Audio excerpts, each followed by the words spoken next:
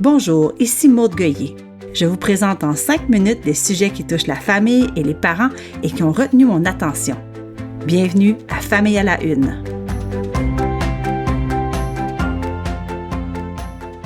C'est arrivé à tous les parents du monde, perdre la doudou chérie de son enfant. Personnellement, ça m'est arrivé dans le pire des scénarios catastrophes. J'avais laissé le toutou préféré de ma fille à l'aéroport et on partait en vacances.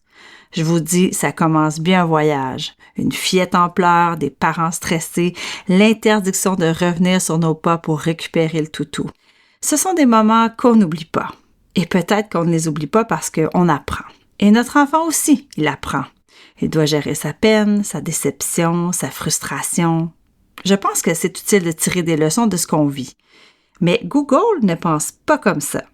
Dans une nouvelle publicité, Google, via son outil d'intelligence artificielle Gemini, nous vend l'idée qu'on peut épargner à nos enfants de vivre des émotions négatives.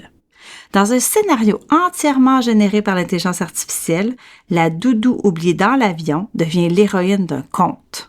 La doudou n'a pas été oubliée sur le siège, non, elle est partie vivre des aventures aux quatre coins du monde, visiter la famille, relaxer et méditer.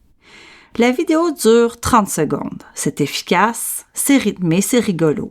Tout pour capter l'attention de l'enfant, le temps que les parents achètent et se fassent livrer un nouveau toutou. Pourquoi je vous raconte tout ça? Parce que je trouve que c'est un terrain glissant. C'est moralement questionnable. En effet, est-ce qu'on est en train de raconter tout simplement une jolie histoire à notre enfant ou on est en train de le préserver en lui mentant grâce à l'intelligence artificielle? Parce qu'au fond, le message de Google ici, c'est « mentez à vos enfants avec notre aide ». Qu'est-ce qu'on enseigne à un enfant quand on truque la réalité? Comment fera-t-il plus tard pour gérer une vraie perte? Et si on veut en faire de bons petits citoyens numériques, est-ce qu'on les aide vraiment en brouillant encore plus la frontière entre le vrai et le faux? Moi, je préfère de loin accueillir le chagrin et la colère de mon enfant plutôt que de lui mentir. Bon, c'est plus difficile comme parent, mais c'est plus respectueux et surtout, c'est plus responsable.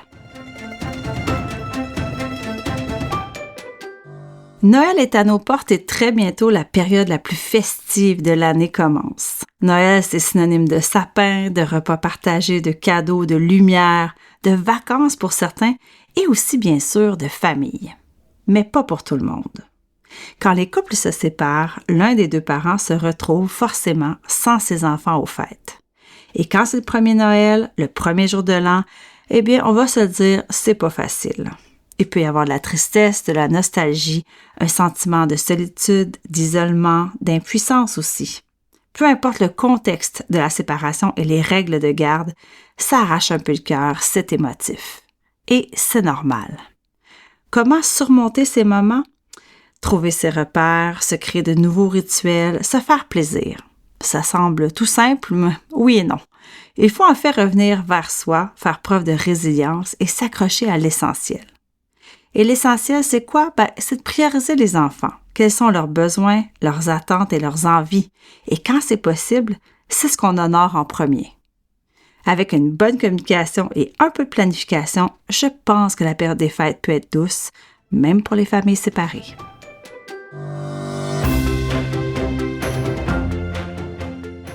Je vous fais une confidence, même s'ils sont grands maintenant, il arrive que mes enfants viennent me donner un câlin alors que je suis dans mon lit.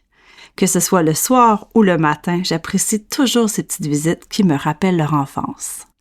Il me semble que le temps s'arrêtait quand c'était l'heure de la séance de câlins en famille quand ils étaient tout petits. Bon, c'était à l'aube. À l'époque, j'ai toujours eu des oiseaux du matin. Les études le démontrent, les câlins en famille ont plein de bienfaits.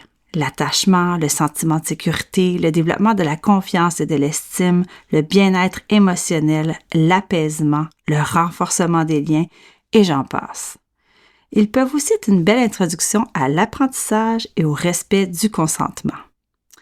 Profitez-en pendant les fêtes, collez vos enfants. Que vous soyez en congé ou non, je vous souhaite d'attraper ces moments précieux et de les savourer. Bon, là-dessus le temps file, il faut que je me sauve. Je vous souhaite un joyeux Noël, une fabuleuse année et je vous dis à très bientôt.